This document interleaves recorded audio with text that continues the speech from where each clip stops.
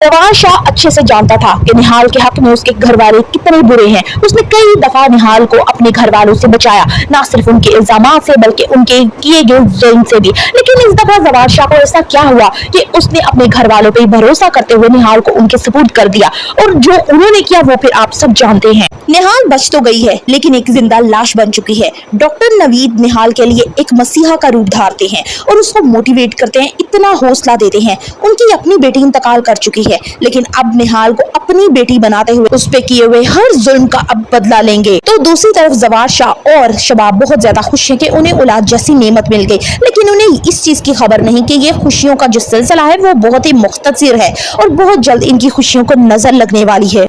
निहाल के साथ जो कुछ भी होता है, शबाब उसकी चश्मदीद गवाह होती है। वो अपनी आंखों से हर माजरे को देखती है, यहाँ तक कि उसको दफनाए जाने तक वो वहीं पे मौजूद होती है और अपनी आंखों से सारा मंजर देखती है। लेकिन लास्ट में उसकी जो हंसी दिखाई जाती है, उसे साफ जाहिर होता है कि वो खुद भी यही चाहती थी। साथ में जब उस पर वार किया गया छुरियों से तो वो एकदम डर जरूर गई थी, लेकिन बाद में उसे हौसला हुआ कि ये तो अच्छा हो गया, क्योंकि अगर निहाल उनकी जिंदगी में दोबारा वापस आती तो सारे शहर को पता चल जाता कि निहाल जवार शाह की बीवी है और उसी के बच्चे की माँ है और शबाब ने उससे बच्चा लिया है। लेकिन अब यहाँ पे शबाब भी दोहरी चाल चलने वाली है। वो ज़किया और फौजिया को दबा कर रखेगी और ये बात एहसास दिलाएगी कि जो चीज तुम लोग मुझसे छुपाते हो मुझे हर राज का पता है, लिहाजा मेरे आगे बिल्कुल मत बोलना, वरना ऐसा ना हो कि मैं ये सब जाकर जवार शाह को बता दूं और वो तुम लोगों को धक्के दे के यहाँ से निकाल दे। निहाल पे इतने बुरे तरीके से वार किए गए कि उसका सारा चेहरा बिगड़ गया। अब उसे सही हालत में लाने के लिए उसकी कई दफा सर्जरी की गई।